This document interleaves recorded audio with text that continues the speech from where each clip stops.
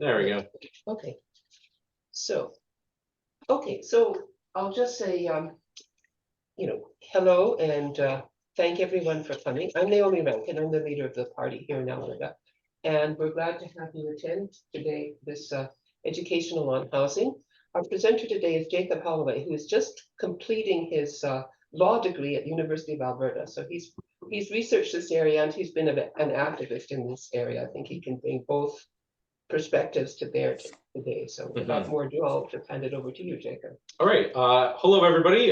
Thanks for taking time out of your weekend to come listen to me speak for a little bit. The bulk of this presentation is going to be kind of discussing housing in Canada, generally with respect to kind of landlords and tenants.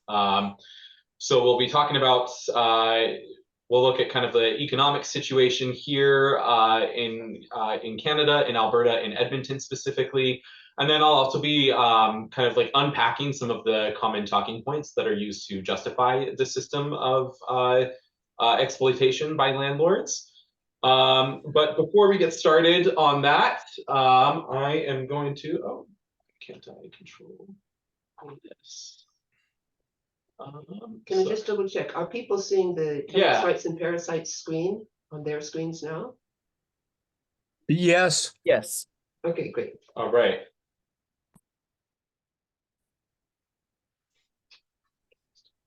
Okay, weird. Sorry, some technical difficulties. Isn't this working? So the screen sharing must be unfortunately, yes. It has done that sometimes. It has done that before. I have to kind of stop and start again. Looks like. Oh, here. There we go. Did it transition?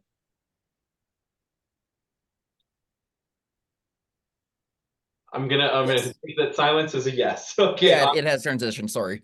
Okay, perfect. Thank you so much. All right. So now that we have the technical difficulties out of the way, before we get started, I would just like to take a moment to acknowledge that we are gathered here today in Amiskwichi-Waskagan. At least I am. I don't know where everybody else is tuning in from, but yeah, I am situated in Amiskwichi-Waskagan, which is colonially known as Edmonton, located in Treaty 6 territory and the Métis Nation of Alberta Region 4. These lands have always been and continue to be the traditional lands of the Nehiyah, Dene, Nakota Sioux, Anishinaabe, Niitsitapi, Saulteaux, Métis, and many, many others. Colonization is very much a current and ongoing process, so it is our responsibility to not only participate in understanding this truth, but to actively come together and collectively push for meaningful reconciliation, both to the original caretakers of this land as well as the land itself. I am giving this land acknowledgement as a promise of my commitment to that struggle, and today's presentation will give you some of the insights into one of the key colonial and capitalistic institutions that is responsible for so much of the violence that is prevalent in Canadian society today. It is my hope that this information will inspire us to come together and build collective power as an act of revolutionary resistance.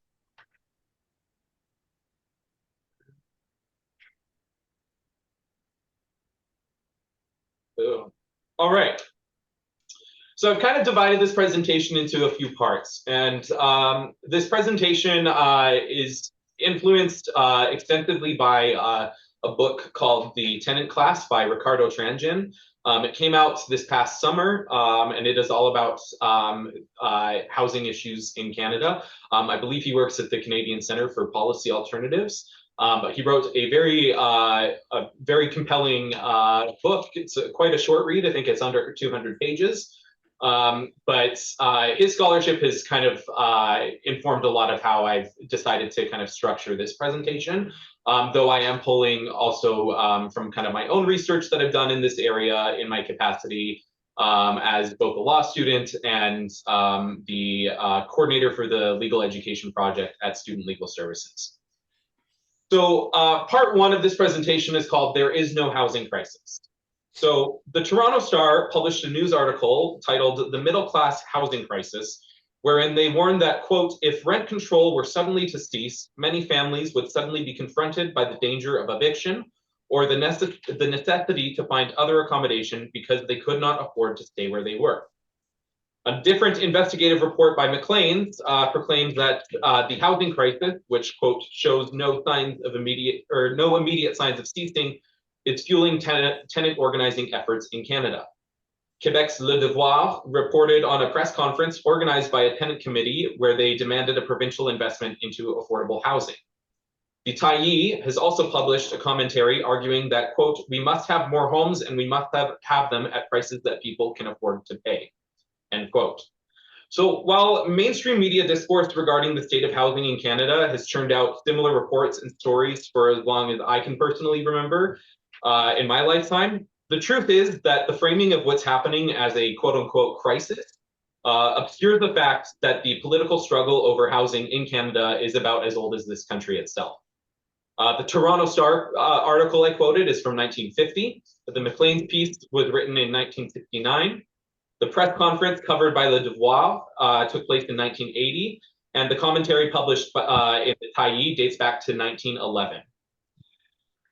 So the word crisis suggests a sudden and unexpected period of instability and chaos that will result in catastrophe if no decisive action is taken. However, in Canada, the housing crisis is a permanent state of affairs that disproportionately harms people in or in need of rental housing, which is roughly a third of this country's household. The reason why I say that it disproportionately impacts the tenant class is because while homeowners, particularly new homeowners, may be contending with incredibly high housing costs, they have nevertheless acquired an asset that will almost certainly appreciate in value with the accompanying mortgage payments, resulting in the long-term growth of their personal wealth. This is especially true for landlords, real estate investment firms, and developers who have turned the fundamental human need for shelter into a highly lucrative and stable business endeavor. Even in 2020, wherein a global pandemic shut down entire sectors of the economy,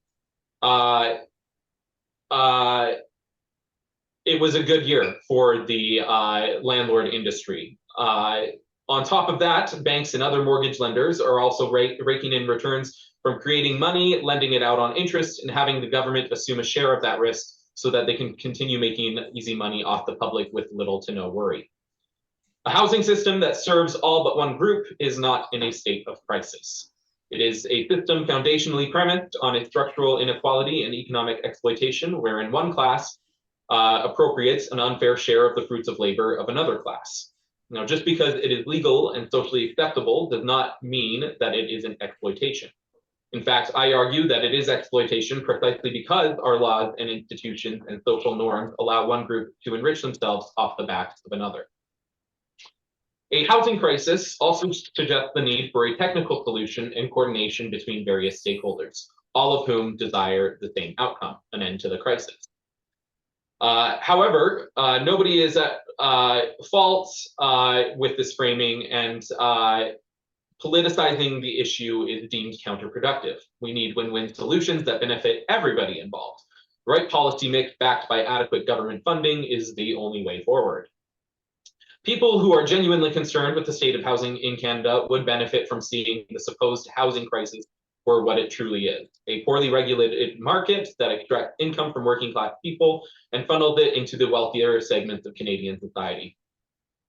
An alternative and just housing system requires landlords and developers to give up high profits, which they will not consent to. This will take struggle, and in this struggle, there are simply no win-win solutions.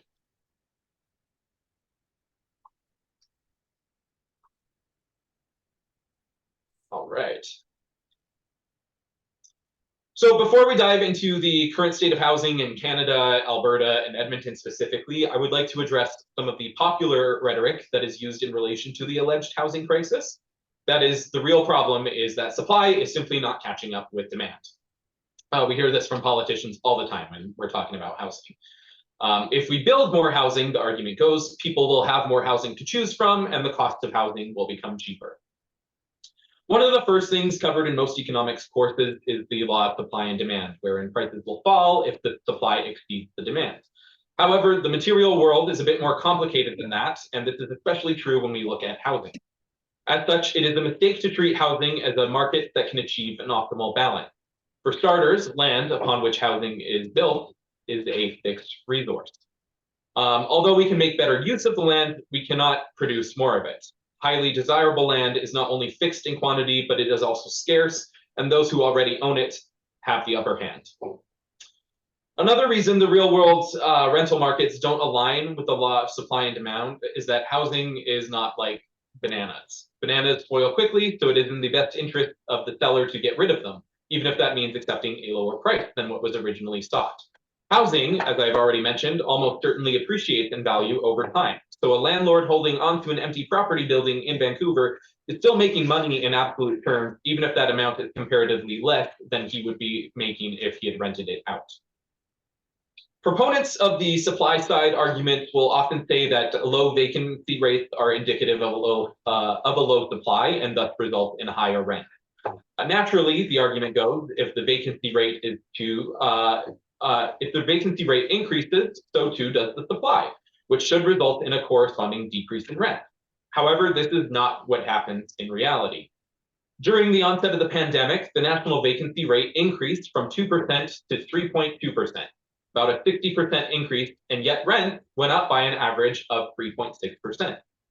The vacancy rate in Toronto more than doubled between October of 2019 and October of 2020, from 1.5% to 3.4%, and yet rents increased by an average of 4.7%. The Canadian Mortgage and Housing Corporation, which I'll mention throughout this presentation by their acronym CMHC, explains that this was because landlords chose to wait to fill vacancies or offered one-time rent discounts rather than lowering rent altogether. And it's not as if Canada is not building rental housing either. According to Statistics Canada, the number of rental units in the country increased from 1.8 million to 2.2 million between 2010 and 2020. To put that in perspective, only 14,000 units were added to our national rental housing stock in the preceding 2 decades. Statistics Canada also claims that more than 235,000 people experience homelessness in any given year, while more than 1.3 million residential properties sit vacant throughout this country. If the law of supply and demand so spectacularly fails to accurately describe the housing market in Canada, why is it so prevalent in the discourse around housing? If we believe that a lack of supply is the cause of the supposed affordability crisis, then the obvious solution is to build more housing. And if we build more housing, but rents nevertheless continue to rise, we must not be building fast enough. How do we build more faster? Well, the answer is obvious. Government must provide regulatory and financial relief to developers and remove rent controls to incentivize investment from landlords. When I say that there is no housing crisis, I'm not doing so to diminish the very real struggles of tenants who are increasingly falling further and further behind. Rather, I'm trying to emphasize that the residential rental market in Canada is operating exactly as markets are supposed to operate. In this market, landlords appropriate a significant share of working class income, accumulate and reinvest, and come back for more. There is no invisible hand hiking up rents and forcing tenants out. That hand is the hand of the landlord. Rents don't go up, landlords raise rent. When we look at the state of housing in Canada from this perspective, the solution becomes political as opposed to technical, which is what our politicians try to position the solution to be. The response to the structural inequality is a rebalancing of the power between social classes so that one can no longer exploit the other.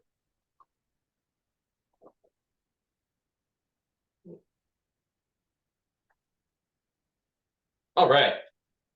Now, it's not lost on me that this is for the Communist Party of Canada, so bear with me while I do some basic Marxist theory. This presentation I normally give to people who might not identify as Marxist, so bear with me here. So Karl Marx and Friedrich Engels wrote about the workers in Victorian cotton mills, arguing that the relationship between the mill owner and the workers was inherently exploitative. As a rule, mill workers must produce something of economic value for the mill owner, otherwise there would be no commercial reason for the mill owner to employ the workers and pay them wages, which then leads to the next conclusion, which is, as a rule, the wages paid must be less than the total economic value produced by those workers. Otherwise, the mill owner would receive nothing, meaning the workers' wages do not reflect the value of their labor. So if we apply this to landlords, If a landlord charged only what it cost them to supply the property to the tenant, they would not make any money. So for a rental property to be a commercially viable enterprise for a landlord, they must, as a rule, charge the tenant a rent that exceeds the cost of supplying and maintaining that property.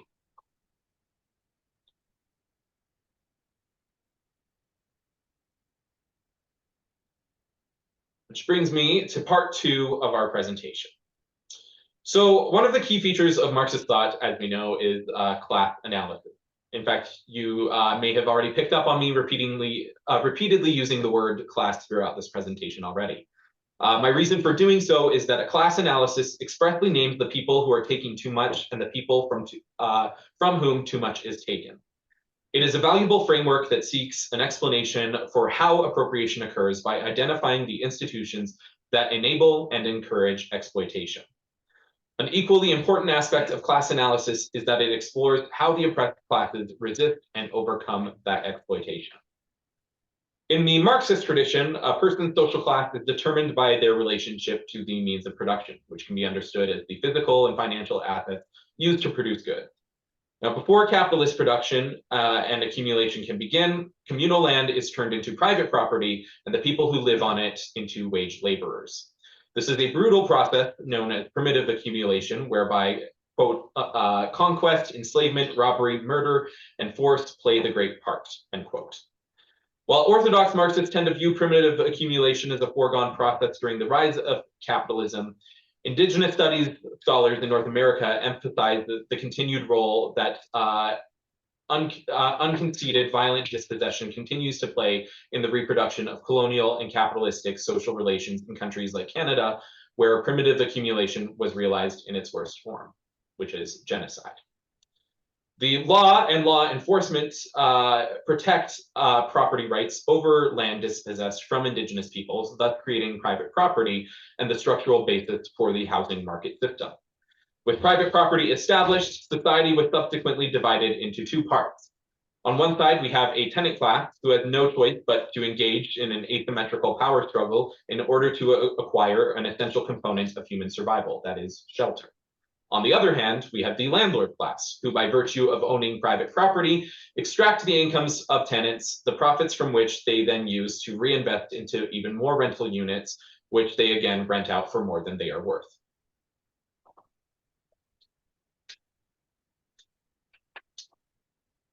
So in 2019, the federal government adopted the National Housing Strategy Act, which states that, quote, it is declared to be the housing policy of the Government of Canada to recognize that the right to adequate housing is a fundamental human right affirmed in international law, and that housing is essential to the inherent dignity and well-being of the person and to building sustainable and inclusive communities, end quote.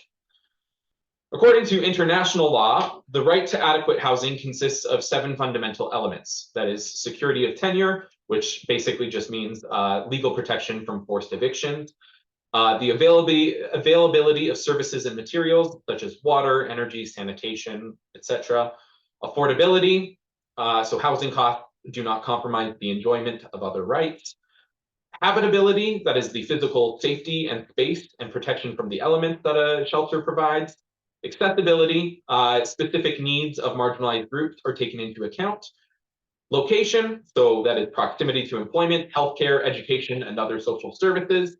And cultural adequacy, which respects the expression of diverse cultural identities.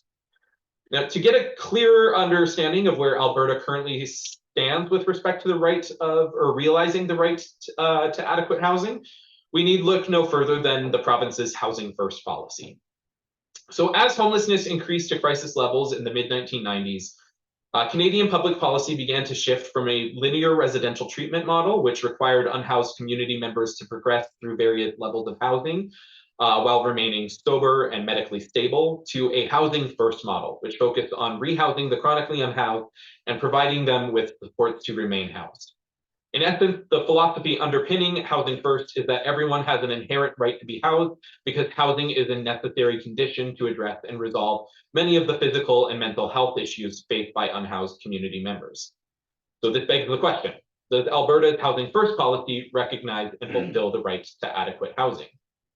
So researchers at the University of Alberta conducted a keyword analysis of 81 policy documents guiding the implementation of Housing First in Alberta between the years 2007 and 2017 to answer this question.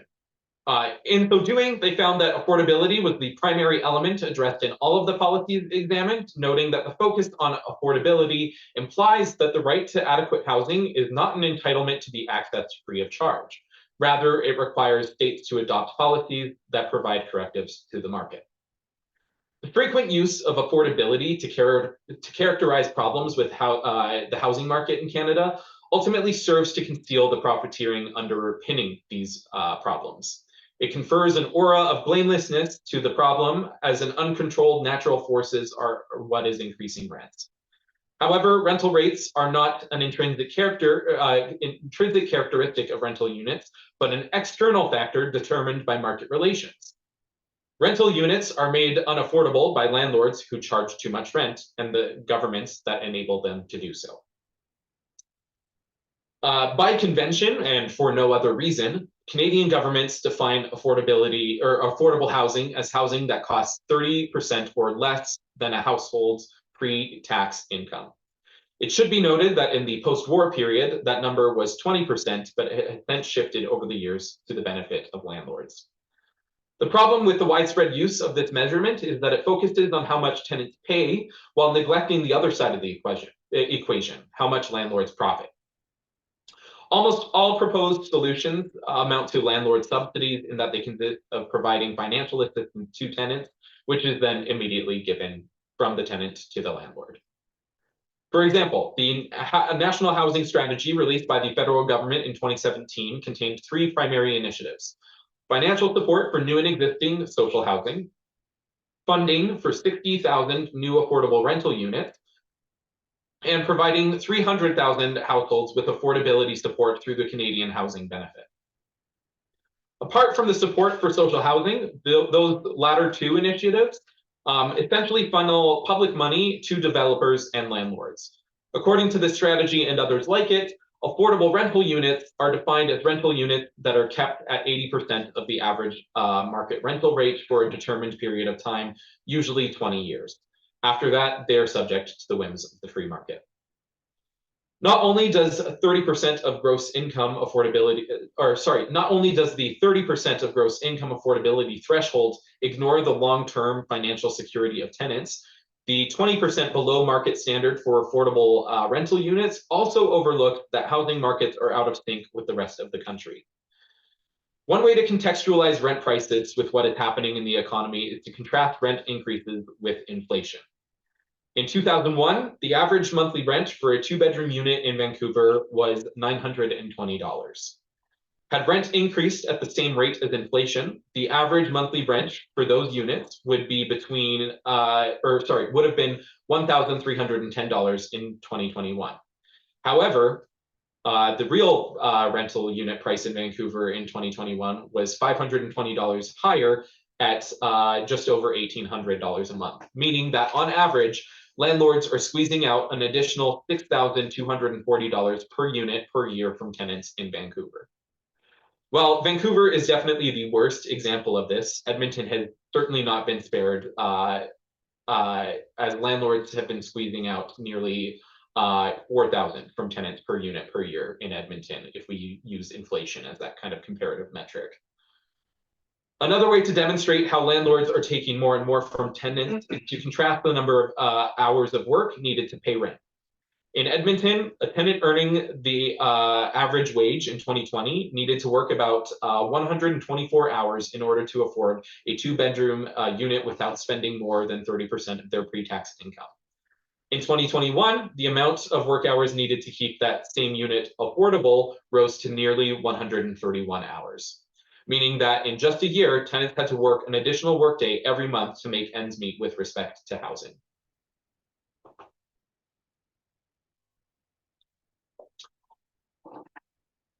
Sorry, the slide's taking its sweet time here. All right, so don't know if how clear it is for you folks, but this graph shows the average rental wage needed to affordably access various rental units in Edmonton with the dotted lines. while the solid lines show the average income of tenants receiving social assistance or earning minimum wage. So contrary to the overstated notion that large shares of tenants receive income support, I'll speak more on that in just a moment. Tenants and homeowners actually have similar labor force participation rates. Tenants are simply paid less for the work that they do and are overrepresented in low-paying jobs. So capital double dips on tenant families by paying low wages from which higher rents are extracted, and the depoliticized affordability debate avoids acknowledging the fact that landlords are the ones hiking up rents while the bosses are paying too little. To further emphasize this point, in only 3 of Canada's 36 metropolitan areas can a full-time minimum wage worker afford the average priced 1-bedroom apartment without working more than 40 hours per week, spending more than 30% of their gross income, or living with others to help pay rent.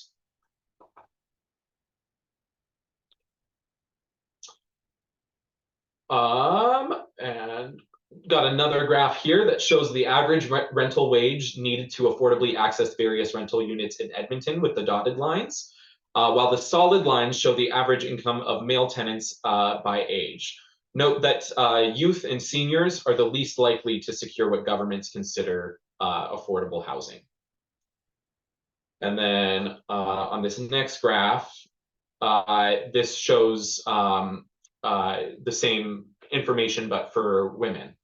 So the average rental wage needed to affordably access various rental units in Edmonton with the dotted lines, while the solid lines show that the average income of female tenants by age. Note how women in general are disproportionately unable to access affordable housing in this city. So we're going to move on to some tenant mythbusters. So many government policies enacted to address the so-called housing crisis serve to help first-time home buyers become homeowners. They do so by primarily enabling first-time home buyers to take on more debt than they should. However, by injecting more public funds into a loosely regulated housing market, these programs and policies may have the unintended effect of driving up home prices, thus worsening these concerns with respect to affordability in the housing market. Nevertheless, people sign up for these programs and indebt themselves to historically high levels. Recent reports state that the level of household debt within Canada has surpassed the value of the entire Canadian economy, standing at 107% of our GDP. And if we talk about population control, indebting households to this degree will do more than that than any vaccine or mask mandate ever could dream of doing. A question that is rarely, if ever, asked is, why do so many people take on such financially unsound purchases? How much of this, of the motivation for doing so relates to the desire to own property versus feeling pressure to escape the social status of a tenant? When you boil it down, there are basically 2 types of claims made by any given social movement. The first is that social groups who are subject to economic injustice demand policies that redistribute wealth and power. And the other is that social groups who are not valued or outright despised by the dominant social group have to fight to have their identities recognized as equal to others. I would argue that tenants face both forms of injustice.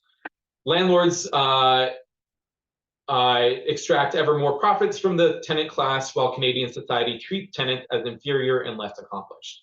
Canadian culture praises homeownership and sidelines those who rent by relying upon 4 foundational myths that perpetuate this culture and hamper tenant organizing efforts.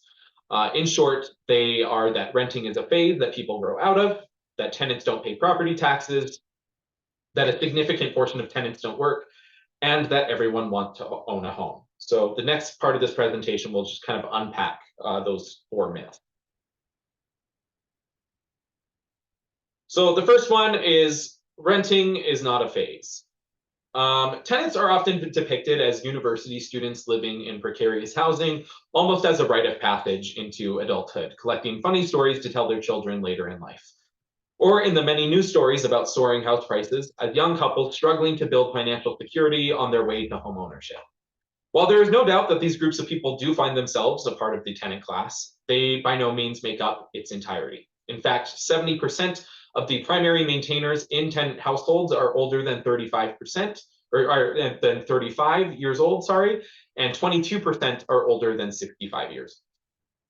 According to a 2021 survey, most of these tenants are either not interested in buying a home, 21%, or simply can't afford to do so, 7%. Only 2% said that they expected to inherit a home one day, while the remaining 7% said that they were in the market to buy a home. This means that roughly 93% of renters have no plans to stop renting anytime soon.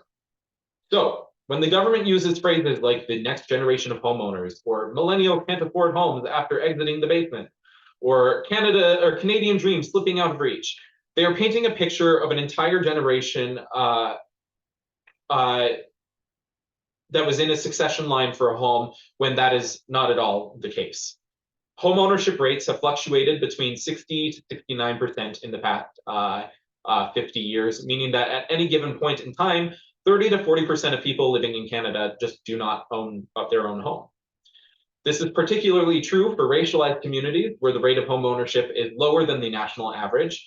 For Black communities, it sits at roughly 45%, 47% for Arab communities, and 50% for Indigenous communities, 51% for Latin American communities, compared to 76% for white communities. The next myth is that tenants don't pay property taxes. Well, guess what part of your rent covers?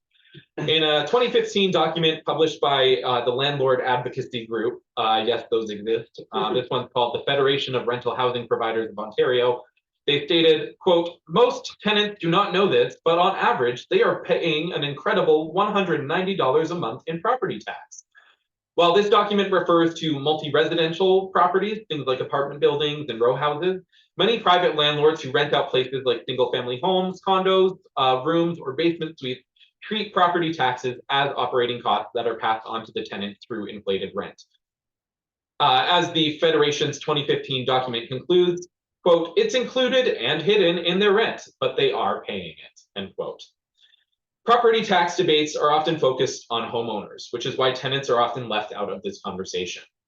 NIMBY, or not in my backyard homeowners, are particularly known for trotting out the label of taxpayer as a badge of honor that they use to stifle neighborhood developments, such as subsidized or multi-residential housing in their area that have the potential to alleviate some of the problems resulting from the housing market. The next myth is that tenants don't work the same amount as homeowners. This is not the case. Part of the stigma levied against tenants derives from the common North American myth that anyone who works hard enough can pull themselves up by their bootstraps. Since it is assumed that everyone wants a home, those who do not own a home just must not be working hard enough. However, according to the most recent census data, among the population 15 years or older, 64% of tenants were active participants in the labor force, compared to 66% of those living in a home owned by a family member. The 2018 Canadian Housing Survey asked respondents about their main activities in the preceding 12 months. Among tenants in private rental units, 55% said work compared to 55% of homeowners, so no difference there. 3.7% said caring for other family members compared to 3.6% for homeowners, and 0.8% said volunteer work compared to 0.7% for homeowners. So very, very marginal differences there. While only 24% of tenants in social or supportive housing listed work as their primary activity, these tenants are also 3 times more likely than other tenants and 6 times more likely than homeowners to live with a chronic illness or disability. However, these tenants did twice as much volunteer work and care work than other folks.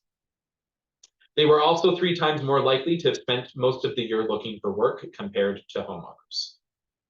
I would also like to emphasize a point that I've already made, which is that tenants are paid less than homeowners. Comparing the share of tenants in the lowest paid occupations versus the highest paid, there is a negative correlation wherein the lower the wage, the more likely tenants will be overrepresented. The misconception that tenants work less is also fueled by the fact that close to 1/3 of tenant households receive government transfers. However, a less often cited figure in housing debates is that nearly 20% of homeowners also receive government transfers. It's also important to note. It's just speakers for talking to us. Okay, we're good. We're good. Okay, awesome. Da, da, da, da, da. It is also important to note that government transfers often include contributory public pension plans in addition to social assistance like EI. And finally, if transfers were a source or even a major source of income, that does not mean the recipients don't work. It just means that wages are a smaller share of their income. It shouldn't matter whether people, tenants, or homeowners alike earn wages, receive income support, or both. Everyone relies on a combination of sources of income, public services, and public infrastructure, depending on various factors, including age and ability.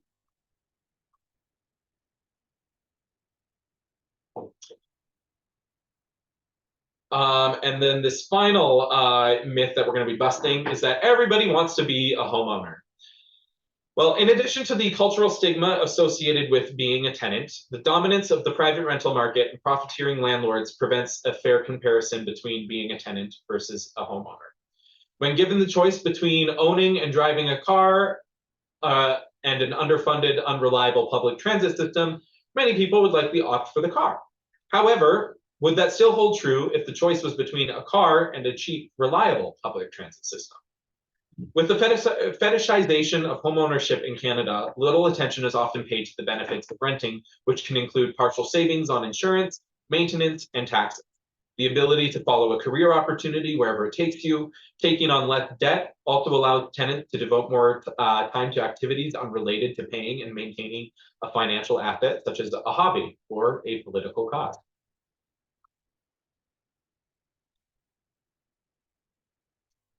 So part 3 of this presentation, we're going to be kind of taking a deep dive into the landlord class.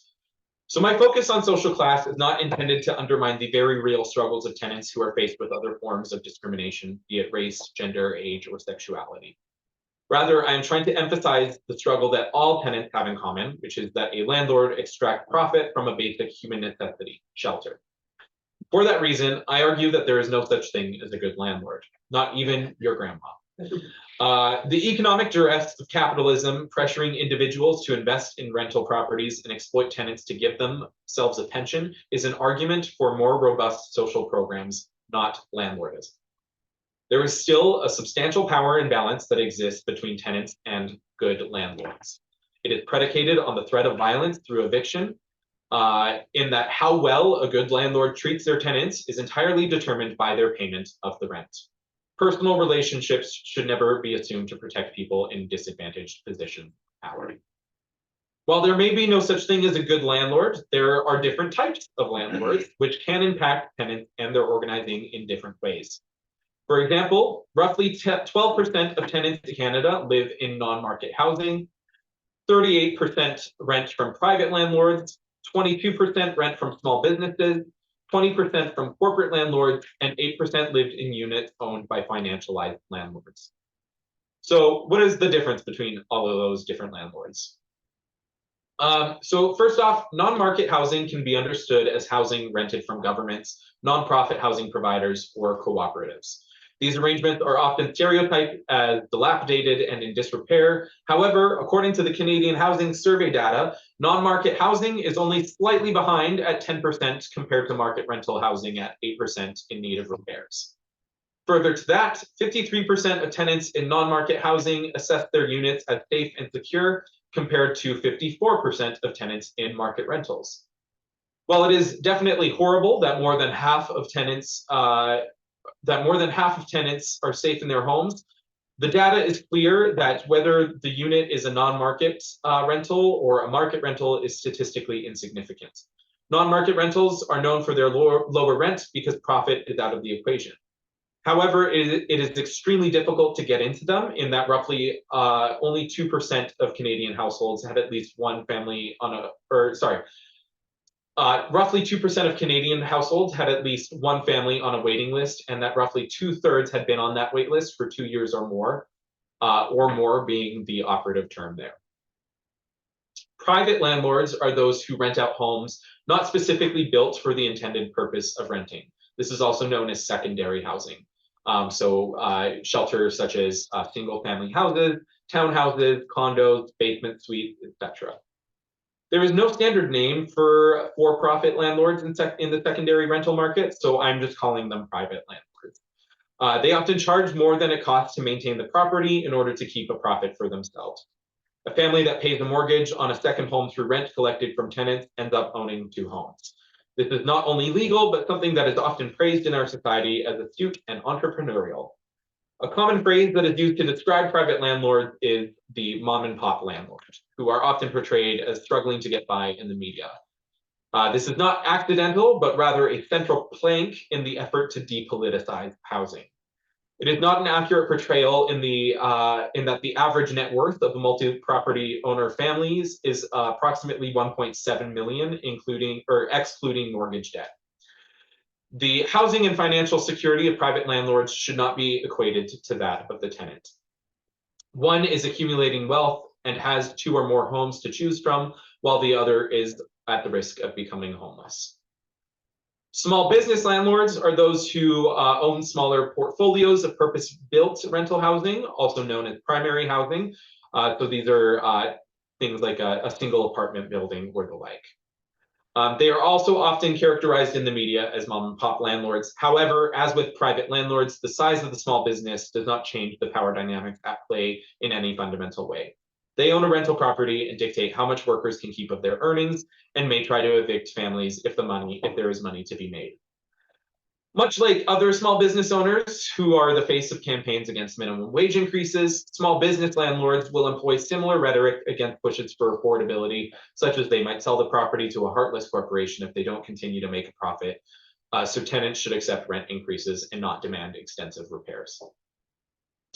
Corporate landlords are more politically and economically powerful than the aforementioned landlords, but they are subject to less transparency requirements than financial landlords. They can own hundreds to thousands of units themselves and sometimes manage units for other real estate investors. Because of their size and profitability, they are formidable opponents when it comes to tenant disputes, in that they can deploy teams of lawyers and public relations specialists in the case of a dispute, whereas tenants, especially tenants who are not organizing with other tenants, might only be able to rely on legal aid clinics and sympathetic reporters if those resources are even available. Financialized landlords are the last group, and they're firms whose core business consists of buying properties that they call assets, partitioning, selling, and trading them. In most cases, they do not live in the communities in which they own the properties, so they are out of touch with the needs of their tenants. In most cases, they have a legal fiduciary duty to maximize the return for their clients. Real estate investment trusts, or REITs or REITs, are the most common type of financialized landlord. They pool funds from individual and institutional investors by selling shares or units through several financial institutions, including banks. Legislation enacted in the 1990s exempted REITs from paying corporate taxes as long as most of the revenue is distributed to shareholders. Individual shareholders can then claim distributed income in their taxes under other income, which is the same category private landlords use to declare their rental income. The gains made in buying and selling units are considered capital gains, which are taxed at a lower rate than employment income. However, if investors hold their share in a TFSA or RESP, they do not pay taxes on the distribution if the shares are held in RRSP. Taxes are also deferred until the money is withdrawn. REITs are also at the forefront of gentrification and rent evictions. In provinces without rent control, such as Alberta, this is done by pushing rents as high as the market will bear, forcing the tenants to vacate, where they make minor upgrades to the unit and advertise to higher income populations. From 1996 to 2021, REITs went from owning nothing to 10% of the primary rental housing in all of Canada. In Edmonton, they own roughly 20% of the city's primary rental housing. The involvement of pension funds in financialized housing is particularly troublesome. In recent years, a large share of Canadians have been investing into the exploitation of tenants without even knowing it, including unions. If you are in a union, contact your rep to find out if your union is, like the pension fund or any sort of benefit that you get, is investing in these types of situations. There was a famous, I think it was within the past 10 years, but there was a rent strike in Toronto, and the corporate landlord, turns out, I think it was the nurses union here in Alberta, had been investing with them. So the tenants in Toronto had to contact the union members in Edmonton and in Alberta, and the union members actually picketed outside. I think it was AIMCO, to get them to stop their rent hike. Yeah, if you message me, there's a wonderful paper somebody wrote about that. That was really illuminating on kind of how unions and their investments kind of play into all of this.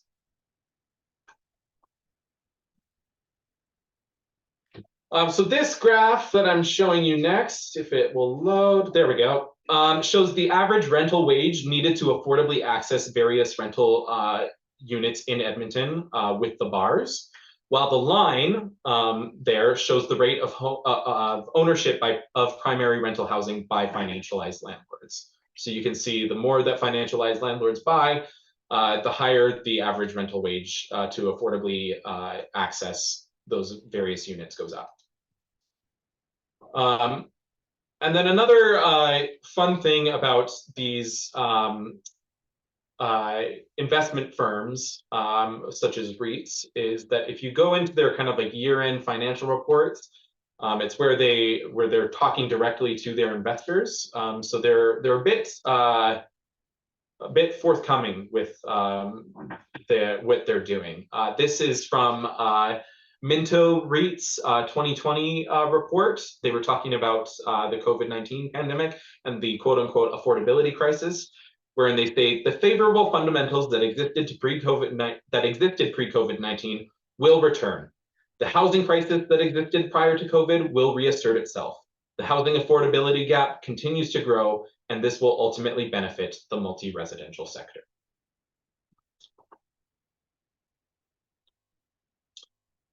So then the next part of this presentation, we're going to do some landlord mythbusters.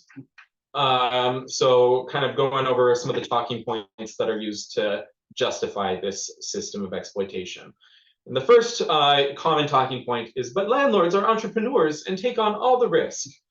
Well, first off, no skill or expertise is needed to buy housing, only money or access to finance.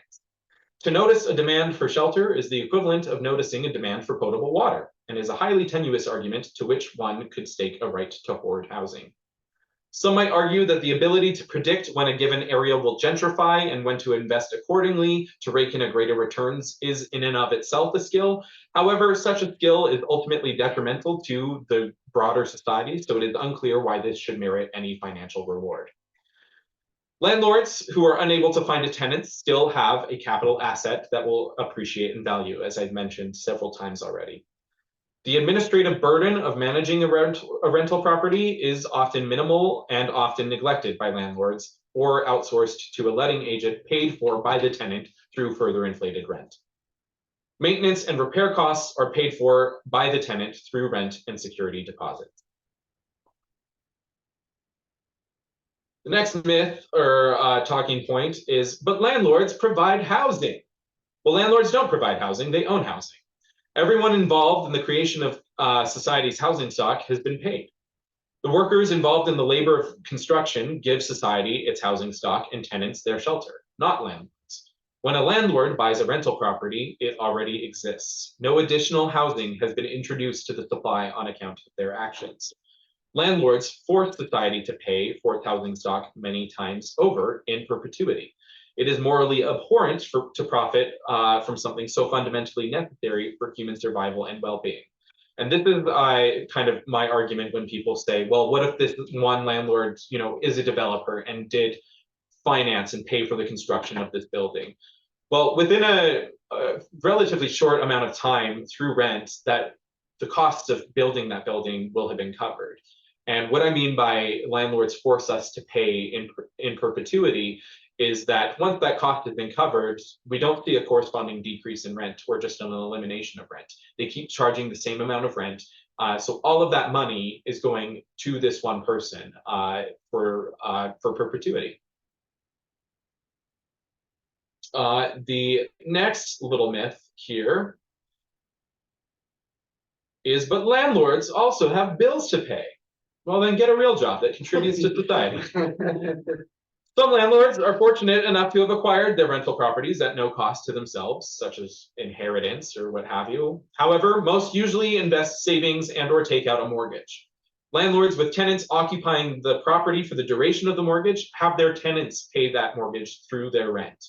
Landlords rarely, as I just mentioned, if ever, reduce their rent once that mortgage has been paid off.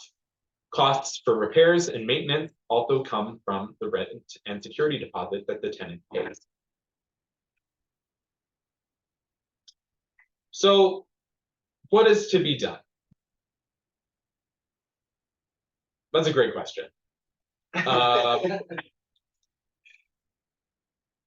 And from that question, I think we need to start imagining a world without landlords. So what would that look like? In my opinion, I believe that if landlords cease to exist, housing costs would be reduced to keeping the housing stock in a good state of repair, suitable for habitation, as opposed to just paying for this housing over and over and over again. Small contributions, much smaller than what we pay now, would continue to be made and would be necessary to cover the costs of consistently repairing and replenishing society's housing stock. The now legally recognized human right to adequate housing would be easily achieved if we were to get rid of this social class. This life-changing reduction in the cost of living would also allow for the choice to save up for things that bring us joy and reduce our working hours, thereby giving us more leisure time to pursue our desires and interests, whether they are, hobbies or political causes. This last little slide here has some resources that you can talk to if you are a tenant and you are dealing with, pardon my French, shitty landlord. These are some legal resources that are available to you. So there's student legal services, the civil law project there. You can apply online or give us a call. They are law students at the U of A who deal with a lot of landlord-tenant issues. So if you meet their financial eligibility requirements, you may get free representation should you need to go to the Residential Tenancy Dispute Resolution Service. The next one there is the Edmonton Community Legal Center. This is also a low-income legal clinic. So there are financial eligibility guidelines. However, the people working here are fully licensed lawyers, so they can handle a bit more complex legal matters, but they have also lots of experience with RTDRS. There are Civil Claims Duty Counsel, which are lawyers who work for legal aid that work in the courthouse. You can go and they won't represent you, but they're there to kind of help you through the process. So you show up on the day, they tell you where to go, kind of how to properly fill out the forms, what have you. Then there's RTDRS, which is the tribunal here in town or here in the province that deals with landlord-tenants disputes specifically. It is a much cheaper and faster way to deal with those disputes as opposed to going to the courts. And then here's the phone number for tenant support. So if you have questions about kind of what your rights are as a tenant. And then I just wanted to, I hope it works, conclude with a little video by Stokely Carmichael. Oh, it'll work. Sorry, we're getting a little circle.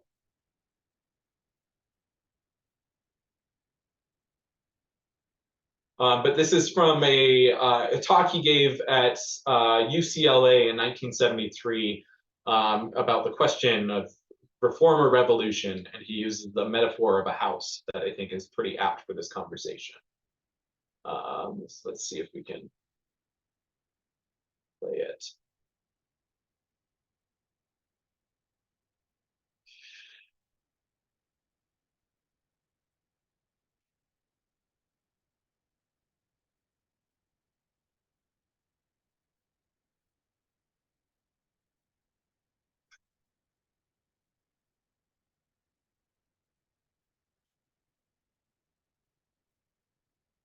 maybe not. Oh, Oh. maybe.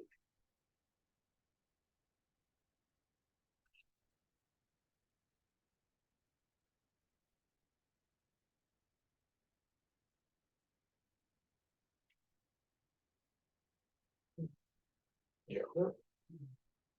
If not, maybe we can just put the, like, the information or link on it into the chat so people can go and look it up at a later point if it doesn't work now. Yeah. Screen sharing has stopped. Okay. Okay. Okay. Well, thank you very much. Yeah, no Jacob. problem. Okay, I'm gonna try and start up the participants screen here so that I can see if it, okay, we're at this point now where, you know, we can ask if anyone wants to ask a question or contribute to the discussion. So you could raise your hand or I suppose just speak up.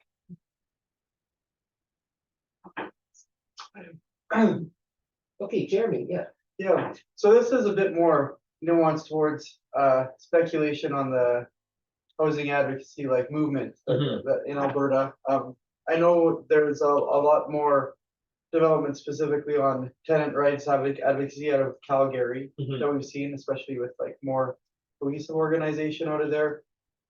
Most recently in Edmonton, though, there was that coalition for human rights that formed, and that was eventually struck down. The motion to, you know, the lawsuit they had against the city. With your opinion of like where the tenant advocacy movement is in this province and in the city, where do you think like the pressure points are and the possibility for organization looks like from what you've seen?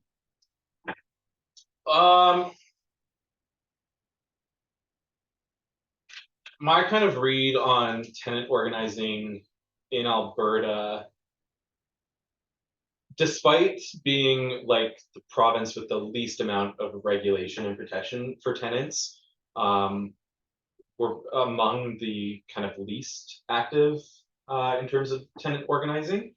And I think part of that is the housing crisis is more pronounced in other areas of the country. So like Vancouver and Toronto, you really see strong tenants movement there. However, as those markets become harder and harder for like investors to access, they are kind of looking elsewhere. And because Alberta has the least amount of protections in place for tenants, and we're kind of becoming a new target, especially Calgary. I think it was last week or the week before, like a CBC Business released kind of an article talking about rent increases throughout the country. And Edmonton had, I think the past year, had the highest average rent increase. I think it was like 17%. So while we are like we're still comparatively affordable compared to like other metropolitan areas in Canada. But I think people are starting to see that and are starting to see the money that is to be made here, especially with the lack of regulation. I think a barrier, I'm not as familiar with the rental market in Calgary, but I think a barrier for tenant organizing here in Edmonton is that most, I forget the proportion, but most of our rental housing stock is secondary housing. So it is housing that was not purpose built for, so it's a lot of like single family homes as opposed to like apartment blocks. So tenants in this city are more isolated from each other in that there are many different landlords as opposed to kind of like, you know, one big corporate landlord who kind of, you know, covers a significant portion of the population or whatever. So like tenants organizing that we're seeing in like Toronto and Vancouver, it's often people all in the same building coming together, because they all have the same landlord. Whereas in Edmonton, uh, it's far more common, for like, you know, a landlord to have one or two rental properties. So then it's like, how do you find out where the other tenant is, communicate with them, because it could be on the other side of the city. It could be in a completely different neighborhood. So just because the nature of Edmonton's housing stock is far more based in secondary housing, I think that is a barrier to tenant organizing here, both historically and presently. In terms of it's a lot harder to, and then there was also kind of like the tenants unions aren't, we don't really have like legislation that recognizes tenants unions as like legal bodies in the same way that we recognize like trade unions. So as those start popping up throughout the country, you know, discussions are being had about like, okay, does a tenants union apply to a neighborhood or apply to a landlord, like in all the properties that that landlord has? Like, you know, when you're organizing in the workplace, it's kind of, we have legislation that delineates who can be a part of this local, who is a part of this union. Whereas we don't really have that with tenants unions, because they're not really legally recognized. So that makes it kind of harder to parse out strategy. And, you know, in a city like Edmonton compared to Vancouver or Toronto, whereas a lot more people are kind of living in their own isolated units, not necessarily in a big apartment block or townhouse complex system. It's kind of harder to determine what is the best strategy to organize. Yeah. Well, I'd say something too, that I'm not entirely, this applies not just to renters, but to buyers as well, like. There's something mysterious going on with the cost of housing, because, I mean, if we take Marx's point of view that the cost of a commodity is the socially necessary labor time required to produce it. The cost of housing should be going down. Yeah. I mean, materials and techniques and, like, much more sort of like putting together prefab things rather than building from scratch on an individual building site. There's all kinds of things happening which should make the cost of, which should be pushing the cost of construction down. So why isn't the cost of housing going down then? Well, because there's a lot of money to be made, right? Like it's yeah, it's partly a a source rhetorical of, question. yeah. I mean, you've explained that from the start here, but I mean that's another aspect, right? Yeah. And it affects both tenants and home buyers. Yeah. Yeah. Thanks for your presentation. It was very good, very insightful. Can you talk maybe a little bit about infill housing? I think in Edmonton, especially, infill housing has been pushed as a solution through the housing crisis.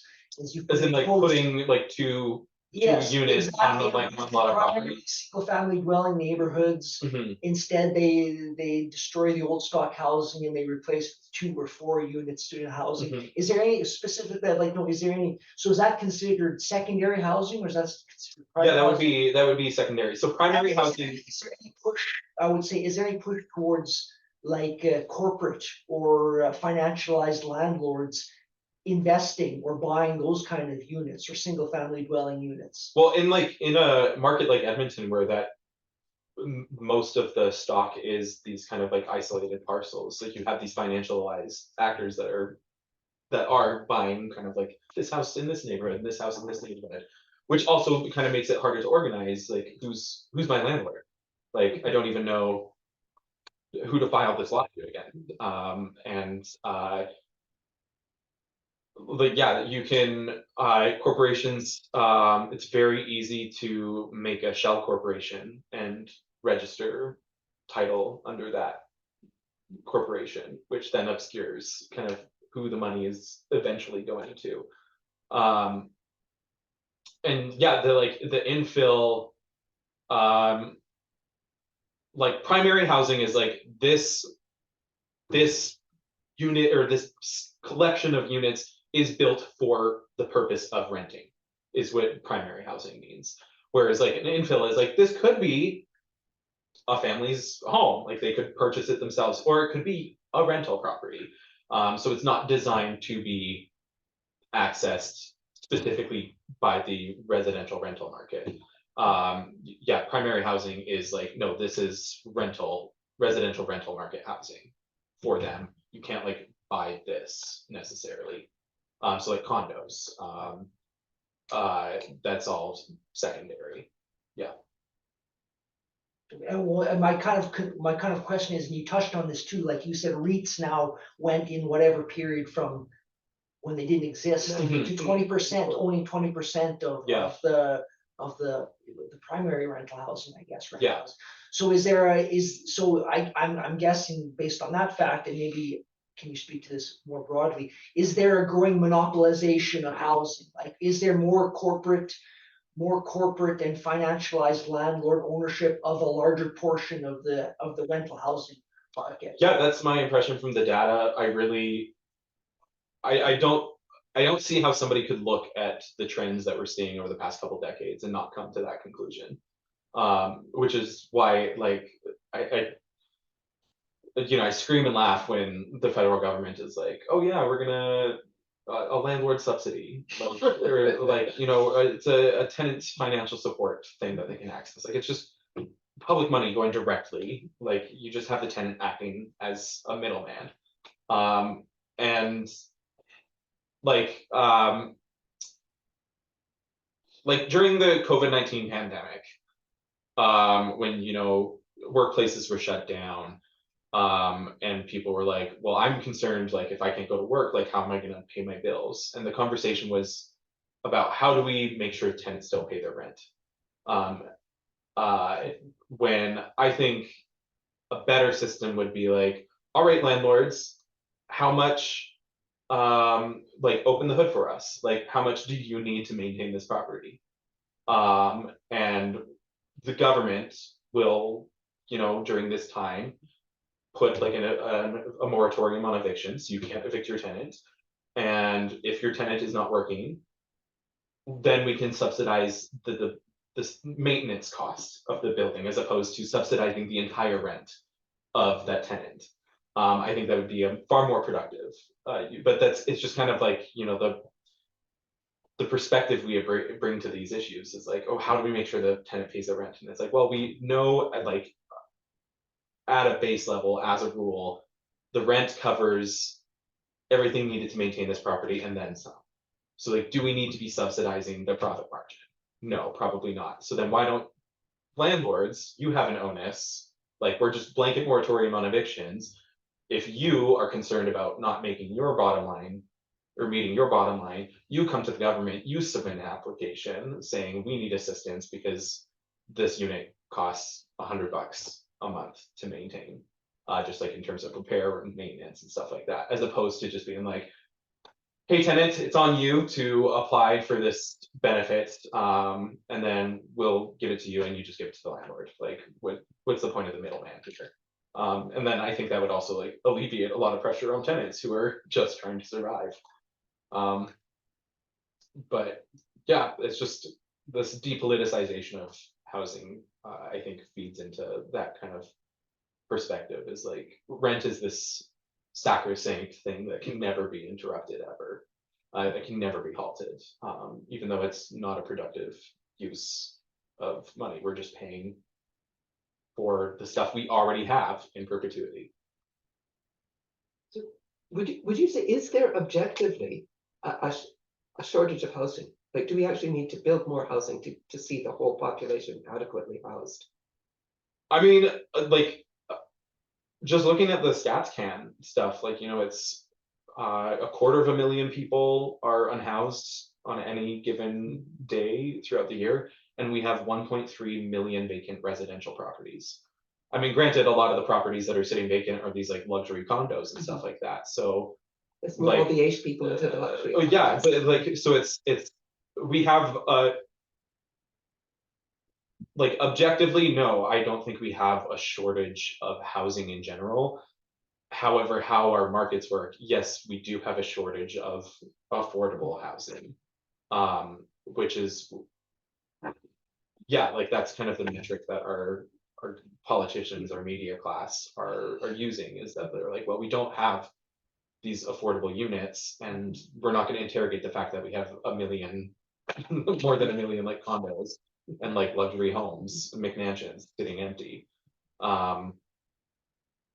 Because like that's where these developers believe the money is to be made, is in these kind of more luxury items. So I mean, somebody like me is kind of like, fuck it, put everybody in a home and we'll deal like with how luxurious it is later. But that's just not the kind of political atmosphere we're in right now. And because these are luxury condos, they're just kind of, it's a write-off. We won't even consider filling them. Yeah. Yeah, then how about also, speaking of which, kind of, how about also, can you talk about the role of like the Airbnb type Yeah. rentals, and then what the measures that are taken to eliminate that, I guess, or curb that in some housing markets. I don't think in Edmonton, like, what is have those served, have those devices serve to raise the cost of housing or limit the accessibility of housing Yes. to people, and then have those will those measures do anything to solve that problem? So yes, I do believe Airbnbs have also kind of affected the accessibility of affordable housing stock in general. And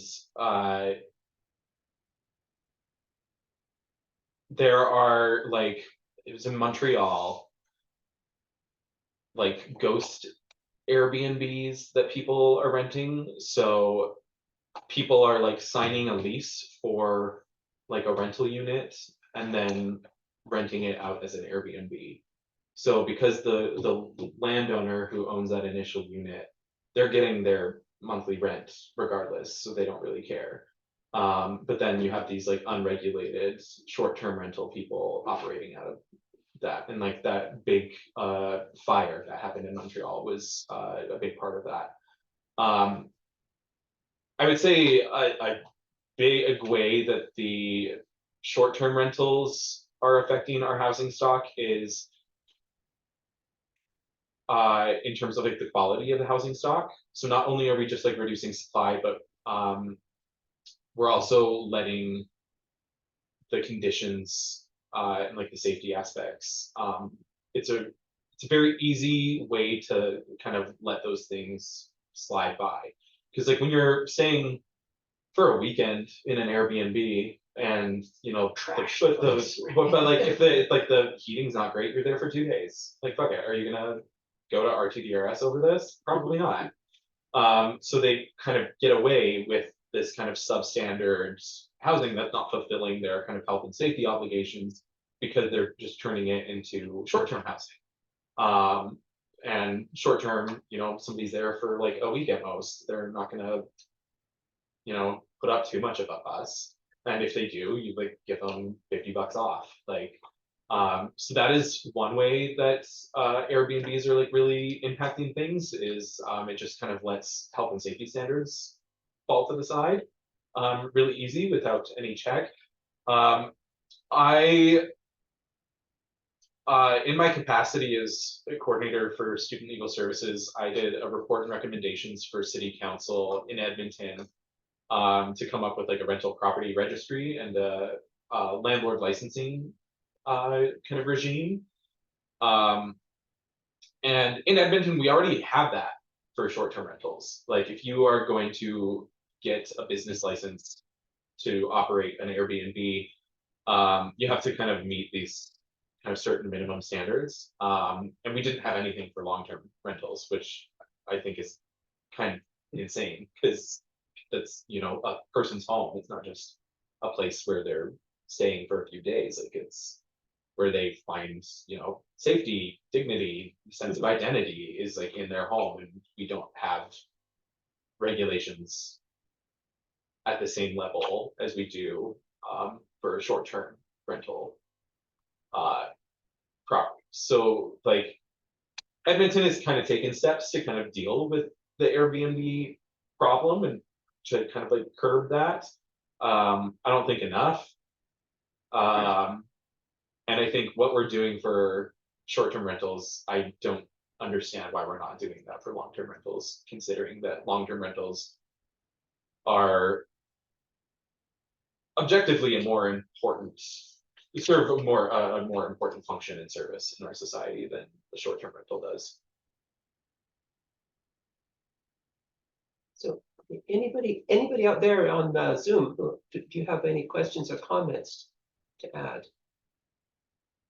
Oh, there's Louise asking, how does co-op housing work? Would funding of these improve housing conditions? Yeah, so co-op housing is, I don't know a ton about it because it's not a common model of housing, particularly in Edmonton. From what I understand is it kind of like, it's intended to address this, like we're paying for this house in perpetuity. So if you have like a row of townhouses that are under a co-op, like the amount that you would be paying every month would be more geared towards maintaining the overall property as opposed to just making a profit. So it's everybody who's involved in the co-op, has kind of like an ownership interest in their housing. And so like the amount that is paid monthly for maintenance, for, replenishment, that is all stuff that would be kind of decided by the members of the co-op. That's kind of my understanding of it. I haven't had any like on the ground real experience with any co-op housing personally, and it is not a common housing model in Canada, in large part because like the Canadian federal government had a social housing program that kind of allowed for this stuff. But with like the neoliberalization of the like late 80s and early 90s, they cut all that funding. So like it's really hard to establish a sort of co-op arrangement without kind of the financing to help get that kind of up and running. So that's why there's very little government investment in that stuff. So it's not a common way to go about it. But I think that is co-op model is way better than a landlord-tenant model in my. Well, I could actually talk a bit about that because Yeah. I did live, I lived in Sundance Housing Co-op, so I was Okay. I was involved a little bit with the actual, setting up. This is way back in the late 70s, early 80s. And you're right. I mean, the main thing is the reason there aren't very many is because the federal government pulled the plug on providing the program that helped with the financing. I mean, we built a co-op, like with a mortgage, but it was composed of people who wouldn't necessarily have been able to, couldn't access the private market for mortgages, at that point. But I know that part of it wasn't not the attitude of the people who wanted to live in the co-op, but the attitude of the government program was, well, it's a good idea to have these sort of subsidized, these co-ops that are in effect subsidized housing, because the government's going to help, is going to help guarantee the mortgage to a certain extent. It's going to relieve some of the, not all, but some of the pressure on the mortgage. But the virtue of it was that if people are living in subsidized housing, that means what they should be doing with that extra income that you think that they should be doing hobbies and activism with this, well, they should be saving it up for their own private mortgage. Yeah, exactly. Everybody wants to be a homeowner. My idea was that being in the co-op was a stage. Just a transition. Like if you're transitioning to being a private homeowner, and some did. I mean, my family did. Right? Yeah. But that, many people, like many of the, there are people still living in that co-op that moved in the same time I did back at 1979 or something. I can't remember the exact year. Yeah. So yeah. So the fact is that they could gear the rent to income. And that's still a feature of that ongoing co-op. Right? So that's, that implies that it's more attractive to low income people. Mhm. And that also does imply that there's a subsidy there, either from the higher income people to the lower income people within the co-op, or else from the, from public funds from the federal government. So, Yeah. I mean, I agree, I'm in favor of it too, but that's the sort of the economics of it. Yeah. No, thank you. So. Everyone. Anybody else? Yeah. Yeah, just I guess an observation and what I'm seeing in Edmonton, having to connected to like the financialization piece with Main Street's a good example of this. A corporate landlord, properties, Calgary, Edmonton, Fraser Valley, a lot of places. On the affordability solutions that you're talking about, how Canada's policies like interventions in the housing market typically are addressing that issue. I also would like to say these corporations mirror these practices as well in their own internal policies on how they allow renters to access the market. So one change that's been developing throughout the last year, I've seen more and more corporate landlords especially implement this, is for affordable housing stock that they own, that they determine, like whatever that is within their own definition, they will not allow people applying for it to access it if they're making less than 2.5 times the amount of income. Right, so basically take your rent, multiply it by 2.5, and you have to be making it minimum that much to be able to access those units. ACE just went through re-indexing where you got a few $100 more for per month. And as soon as those policies were implemented, these Main Street just recently changed their policy again to say now you have to make 3 times. yes, now you have to make 3.5% times the amount of income to access those affordable housing units. So it's intentionally taking out people in that lower strata of income from being able to access the market. And another thing, I'm also seeing developing in Edmonton here. There's been that news story of, not that these things don't happen that go uncovered, but a reporter talked about it, where there's a bunch of quote unquote affordable housing units that's owned by Main Street in Griesbach area that's getting proposed to be demolished, to be putting into single what you call I guess well it's just like standalone places, not secondary, secondary. So it's another movement towards this the scattering out, I guess, of the tenant class too, of being able to be centralized in these areas, and also demolishing the affordable housing in these core areas. I know in Calgary this has been a ongoing struggle in the northeast part of the city too, where they're Main Street again. It's the Main Street that's been aiming to sell out stuff to developers to make it more for rich condos and all that stuff. Yeah. So, well, I think that's kind of like the limit when like framing this as like an affordability crisis. The kind of like logical solution to that is just throw money at it, but then yeah, you have like the landlords respond in kind, which is like why like things like a UBI, like universal basic income, I'm incredibly skeptical of as any sort of meaningful political solution to anything, with apps if it's introduced absent like consumer protections, price controls, stuff like that, which our government would absolutely not get behind.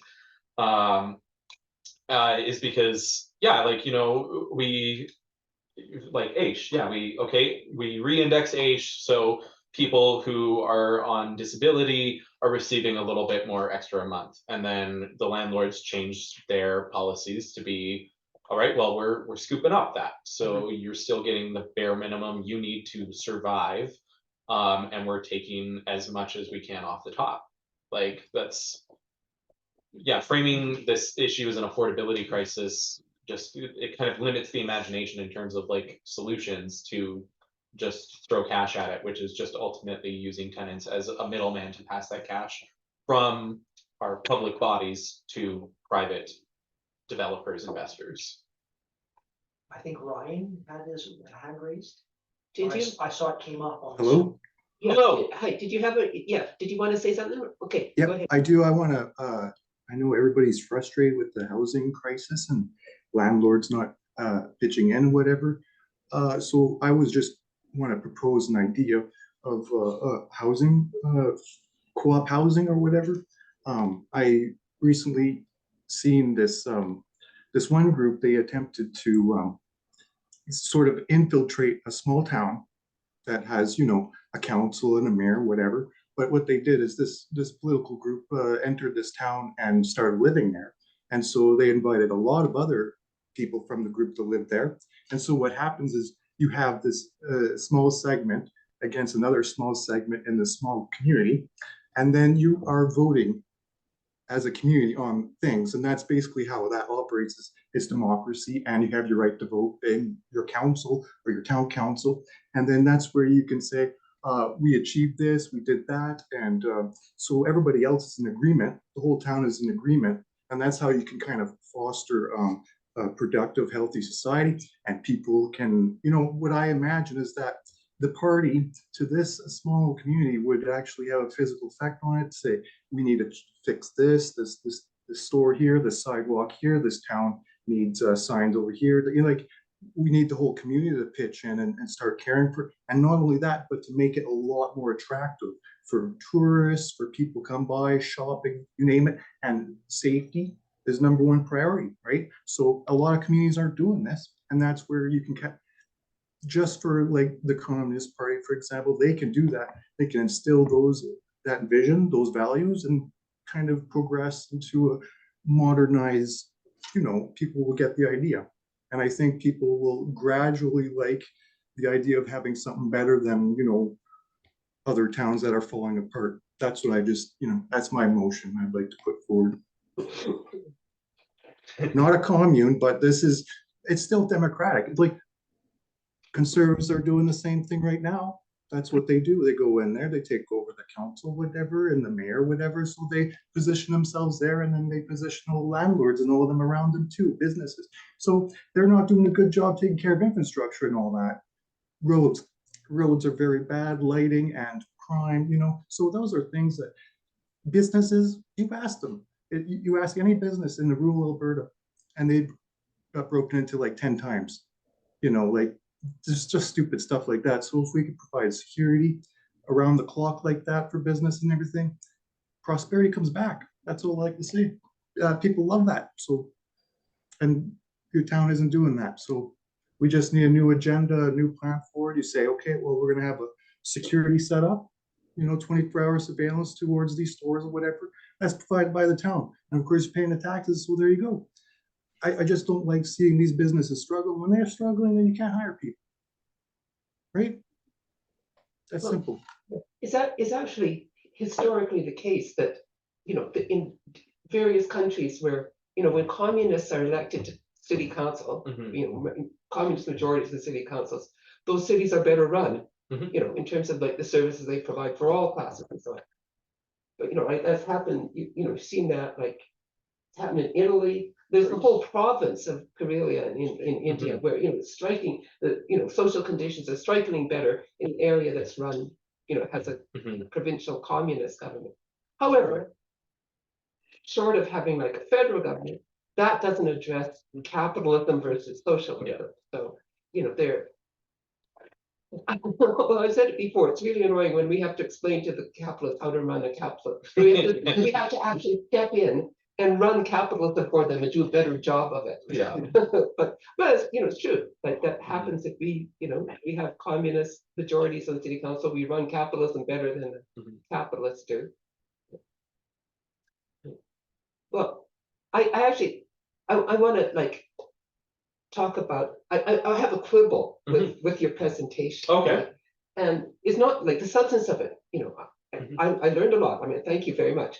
But when you talk about the tenant class, like, okay, now to me that's like a misnomer. That's a misuse of the word class.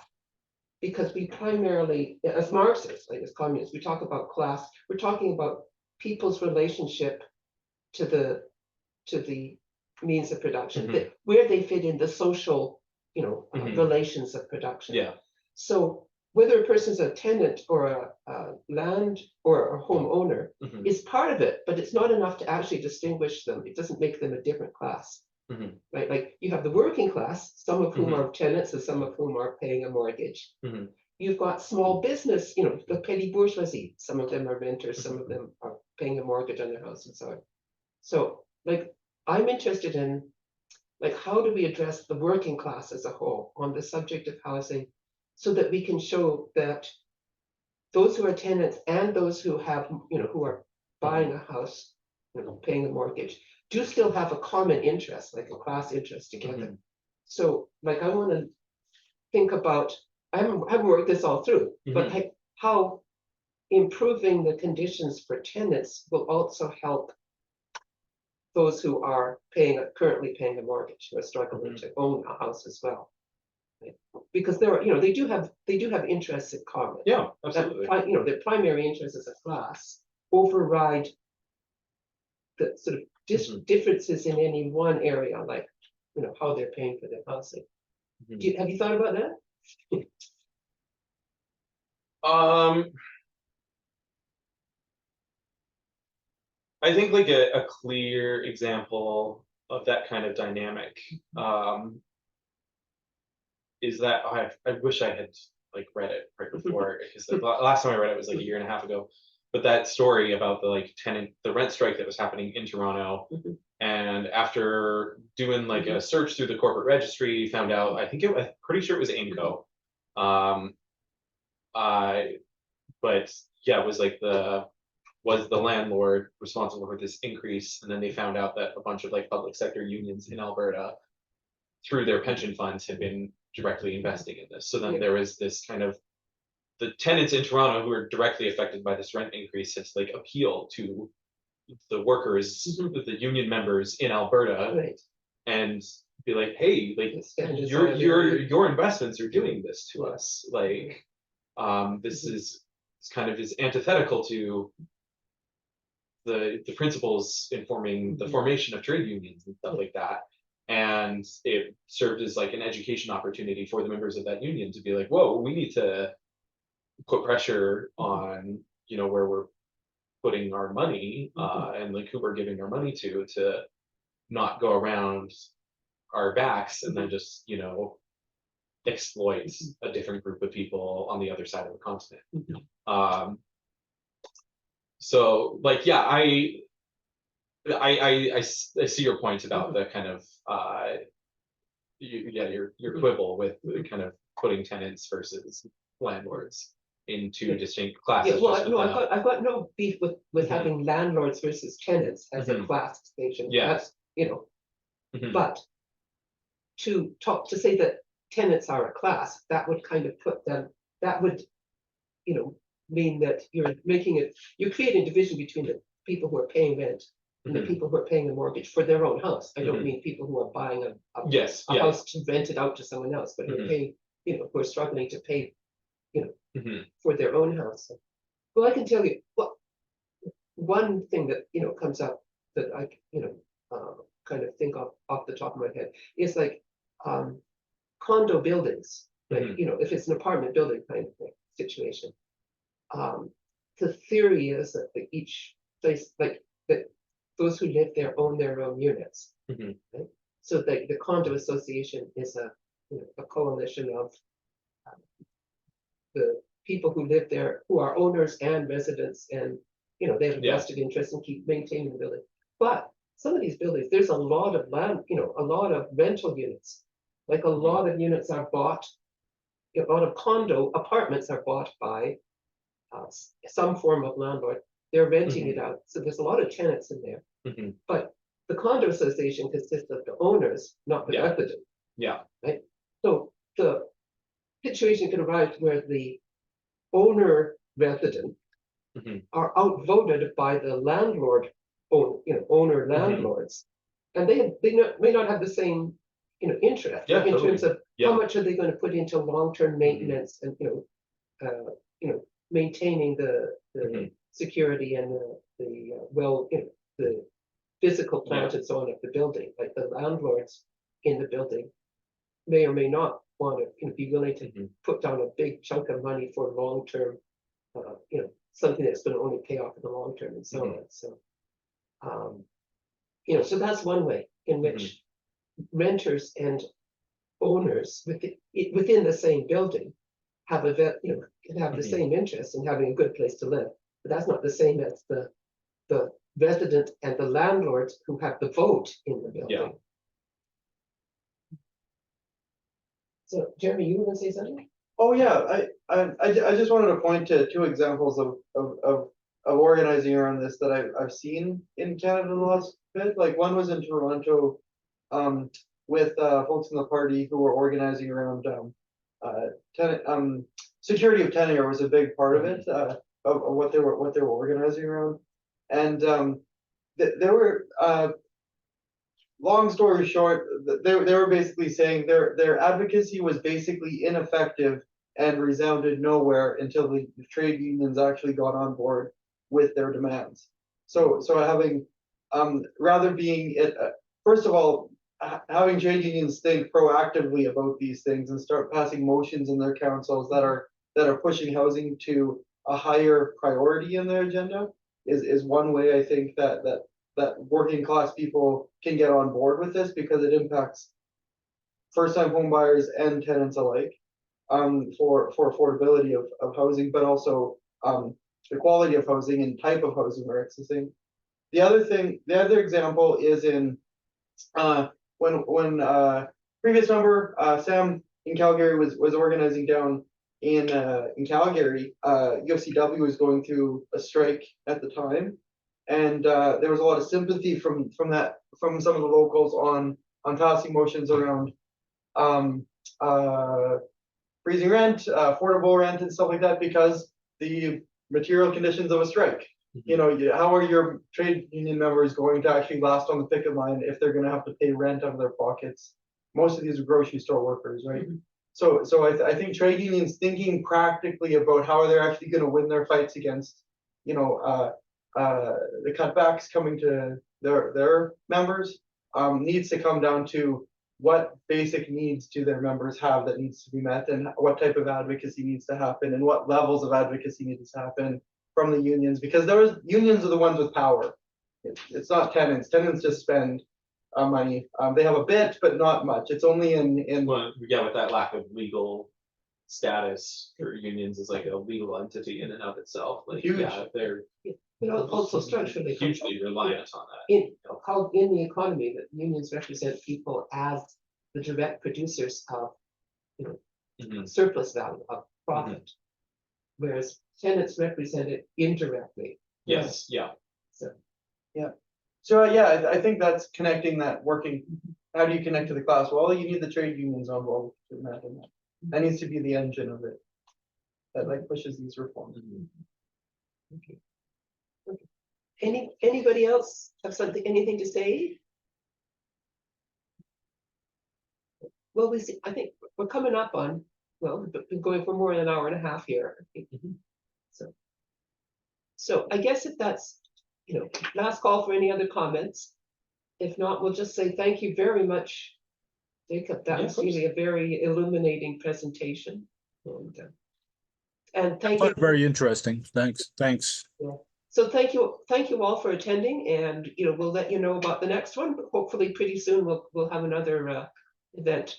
Our plans are that pretty soon we will have a report back from the central committee meeting that was held in just early February in Toronto, and there'll be a report from that. I'm hoping that we can actually invite Ms. Rowley, our party leader in Canada, to make that presentation over Zoom. Oh, stop the recording. Okay. Yeah. So thank you very much for attending today, and see you all soon. All right. Bye. See ya. Thank you, Jacob. See ya. Yes. Okay.